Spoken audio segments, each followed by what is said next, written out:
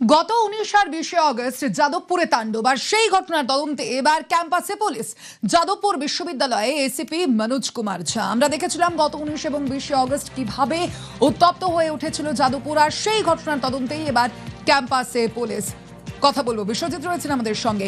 বিশ্বজিৎ, আজ পুরো ক্যাম্পাসে গিয়েই পৌঁছলো পুলিশ আধিকারিকরা। সেখানে গিয়ে তারা মূলত কোন কোন বিষয় খতিয়ে দেখেন? দেখো, 19 তারিখ রাতে ঘটনা ঘটেছে। 6 দিন পর আজ মঙ্গলবার ক্যাম্পাসে পুলিশ এলো তদন্ত করতে। 19 এবং 20 তারিখ যে ঘটনা ঘটেছে, অর্থাৎ বুধবার রাতে যে ঘটনা ঘটেছে, এবং তার প্রেক্ষিতে বৃহস্পতিবার বিশ্ববিদ্যালয় উত্তাল হয়ে উঠে মিছিল এবং তারপর এমডেম ভেঙে যায়। অর্থাৎ সব মিলিয়ে এই যে ঘটনা, এই দুদিনের সিসিটিভি ফুটেজ তলব করেছে পুলিশের পক্ষ থেকে। আজ দুপুর 1:30 নাগাদ মনোজ কুমার ঝা, কলকাতা পুলিশের অ্যাডিশনাল পুলিশ কমিশনার এসিপি, তিনি আসেন এবং তার সঙ্গে আরো 3 জন আধিকারিক আসেন। মোট 4 জনের এই প্রতিনিধি দল পুলিশের তারা আসেন। যদিও তারা উপাচার্যের সঙ্গে দেখা করবেন বলে এসেছিলেন, যদি উপাচার্য অসুস্থ বলে আসেননি। রেজিস্ট্রার সেলিম বক্স মন্ডল তিনি তার সঙ্গে কথা বলেন তাদের সঙ্গে, এবং কলকাতা পুলিশের পক্ষ থেকে এই তদন্তকারী যে টিম, তারা যেটা যে সমস্ত বিষয় চেয়েছে তার মধ্যে মূলত ওই দুদিনের সিসিটিভি ফুটেজ যেমন রয়েছে, এছাড়াও বিভিন্ন তথ্য এবং নথি চাওয়া হয়েছে, এবং এই সমস্ত কিছুই কলকাতা পুলিশকে তদন্তে সহযোগিতার জন্য বিশ্ববিদ্যালয় দেবে বলে জানিয়েছেন। প্রসেস চলছে এমনটাই জানিয়েছেন রেজিস্ট্রার। পাশাপাশি ওই দুদিনে ঘটনায় কারা জড়িত ছিল সেই সমস্ত সিসিটিভি ফুটেজ থেকে প্রকৃত তদন্তের মাধ্যমেই উঠে আসবে, এমনটাই আশা প্রকাশ করেছেন বিশ্ববিদ্যালয় কর্তৃপক্ষ। এবং তারা কলকাতা পুলিশের যে তদন্তকারী টিম এসছে, তারা যে সমস্ত রিকুইজিশন দিয়ে গেছেন সেই সমস্ত বিষয়গুলো বিশ্ববিদ্যালয় কর্তৃপক্ষ তাদেরকে দিয়ে সহযোগিতা করবে, এমনটাই জানিয়েছেন রেজিস্ট্রার সেলিম বক্স মন্ডল। আমরা তদন্ত কাছে এসেছিলাম, একজনের সঙ্গে কথা বলেছি। কিসের তদন্ত? যা আমাদের কাছে এই ডিটেলসটা যা জানতে হয়, I am not the appropriate authority, আমাদের সুপিরিয়ার্স আছে। আমরা সব রিকুয়েশন দিয়েছি, এবার রেজিস্ট্রারের সঙ্গে কথা বলা হয়েছে। 19 এবং 20 তারিখে বিশ্ববিদ্যালয়ে একটা ঘটনা ঘটে, সেই ঘটনার বিষয়েই কথা বলতে এসিপি এসেছিলেন। ওনাদের যা যা চাওয়ার, সেটা রিকোয়ারমেন্ট যা রয়েছে সেগুলো চাইছে, আমরা প্রসেস করছি।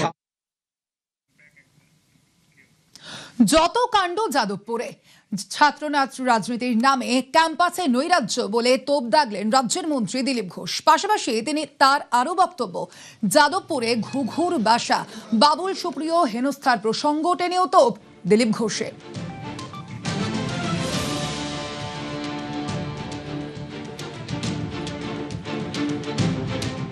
দিল্লির জেএনইউতে হচ্ছিল কিনা এরকম পরিবেশ, রাষ্ট্রবিরোধী গতিবিধি, স্লোগান, গাঁজা, চরস, সমাধান হয়েছে সেখানে।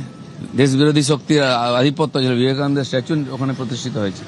আর বিবেকানন্দের রাজ্যে এইরকম একটা নামী ইউনিভার্সিটিতে কিছু লোক উৎপাত করবে, যা ইচ্ছা করবে, সেখানে রাজ্যপালকে অপমান করা হবে, কেন্দ্রীয় মন্ত্রীকে অপমান করা হবে, অন্য কোনো মতাদর্শের লোককে ঢুকতে দেওয়া হবে না।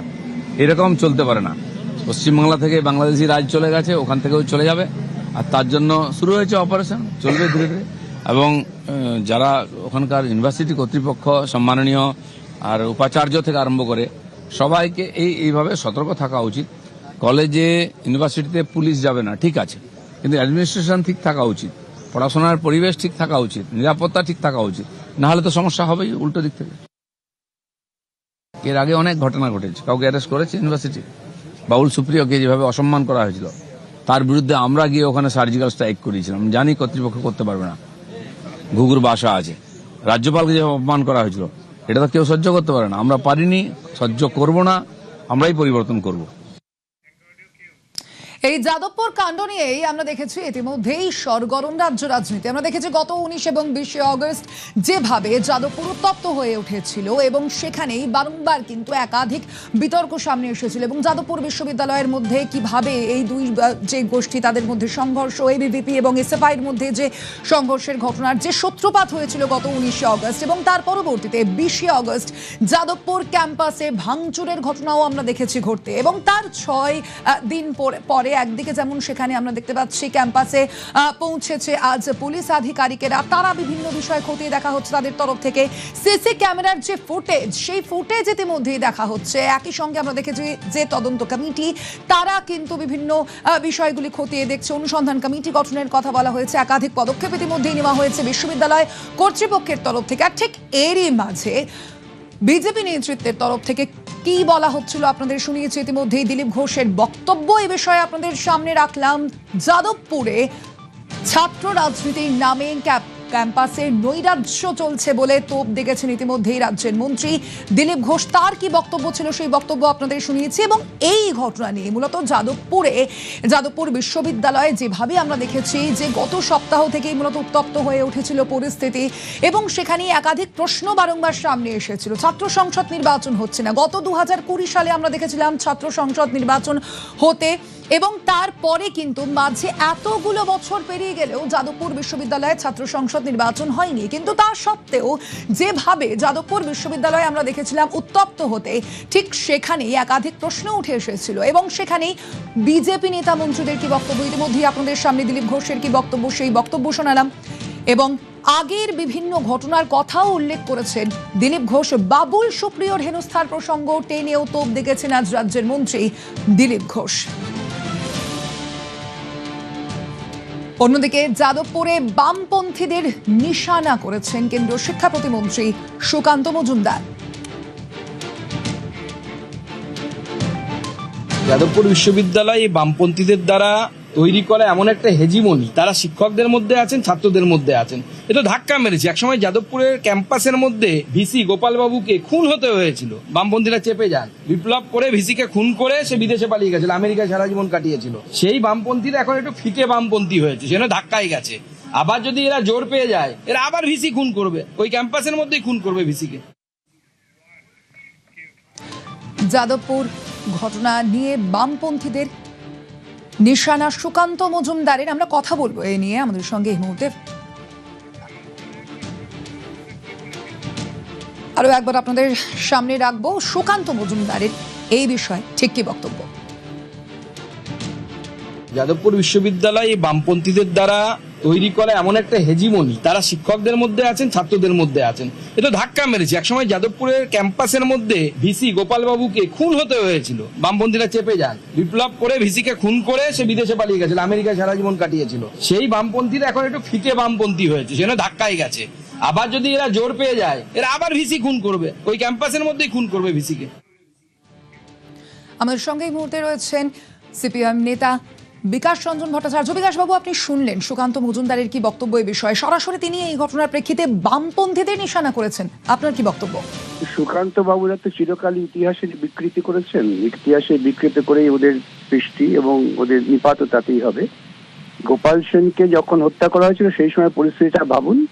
তারাই ছিলেন শুভেন্দু বাবুদের নেতা, যারা কিষেনজি মহারাজের হাত ধরে বামপন্থী, যারা আসল বামপন্থী আমাদের নিকেশ করার চেষ্টা করেছিলেন গোটা লালগড় অঞ্চলে। এটা বলে যাচ্ছেন কেন? গোপাল সেনকে হত্যা করার উগ্র বামপন্থীদের পরে বামফ্রন্ট সরকার ক্ষমতায় এসে যাদবপুর বিশ্ববিদ্যালয়কে ভারতবর্ষের অন্যতম শ্রেষ্ঠ বিশ্ববিদ্যালয়ে রূপান্তরিত করেছিল। এখন তো সুকান্ত বাবুরা ওরা কোন একটা বিশ্ববিদ্যালয়কে আন্তর্জাতিক স্তর কেন জাতীয় স্তরে মর্যাদা সম্পন্ন করেছেন? একটা দৃষ্টান্ত নেই। এই যাদবপুরটা হচ্ছে স্বাধীনতা সংগ্রামের উত্তরসূরি হিসেবে যারা সঠিক বামপন্থায় বিশ্বাস করেন আমাদের মতো, তারাই তাকে গর্বের আসনে বসিয়েছেন। আর সুকান্ত বাবুরা সেটাকে আজকে ধ্বংস করার চেষ্টা করছেন। সুকান্ত বাবু একজন শিক্ষিত মানুষ, ওর দলের প্ররোচনায় তিনি একজন অর্ধশিক্ষিত মানুষের মতো কথা বললে সেটা ভালো লাগে না, এইটুকু বলতে পারি। বেশ,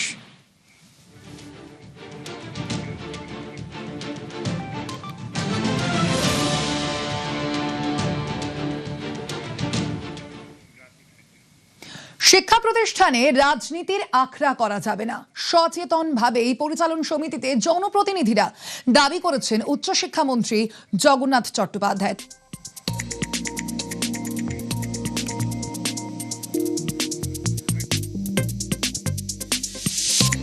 বাম জমানাতে দুটি কারণে সারা বছর ল অ্যান্ড অর্ডার সমস্যা থাকতো পশ্চিমবঙ্গে। এক হচ্ছে স্টুডেন্টস ইউনিয়ন ইলেকশন, আর কলেজ আর স্কুলের পরিচালন সমিতি নির্বাচন। কলেজ পরিচালন সমিতি নির্বাচনে বোমা পড়তো। এর আগে কলেজের যে ইউনিয়ন রুম থেকে যা যা জিনিস সামগ্রী পাওয়া গেছে, কলেজের শিক্ষকেরা নিয়মিত ক্লাস নিতে যাচ্ছে না, কলেজের শিক্ষক নেই, ক্লাসরুমে ছাত্র নেই, সময়ে ভর্তি, সময়ে পাঠদান, সময়ে পরীক্ষা, সময়ে রেজাল্ট, এই চারটি যে বেসিক রিকোয়ারমেন্ট, সেই ব্যবস্থাকে ফিরিয়ে আনার জন্য আপাতত আমরা অস্থায়ী ব্যবস্থা হিসেবে কলেজের আমরা গভর্নিং বডির প্রেসিডেন্ট হিসেবে জনপ্রতিনিধিদের রেখেছি এবং এটা সচেতন ভাবেই করা হয়েছে। আরো 200 কলেজে আমরা এরকমই সচেতন দৃষ্টান্ত আমরা স্থাপন করব। আমাদের যে মূল লক্ষ্য, যে শিক্ষা প্রতিষ্ঠানকে রাজনীতির আখড়াতে পরিণত না করা, সেই লক্ষ্যেই আমাদের এই সিদ্ধান্ত নেওয়া হয়েছে।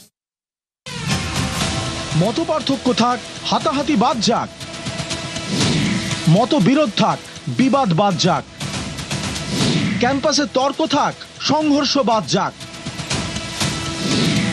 অশান্তি নিপাত যাক, যাদবপুর বদলে যাক, শিক্ষাঙ্গনে দাপাদাপি কবে সারবে এই ব্যাধি, ক্যাম্পাসে সব রং থাক, রংবাজি বাদ যাক, ক্যাম্পাসে হুজ্জতি এবার হোক ইতি।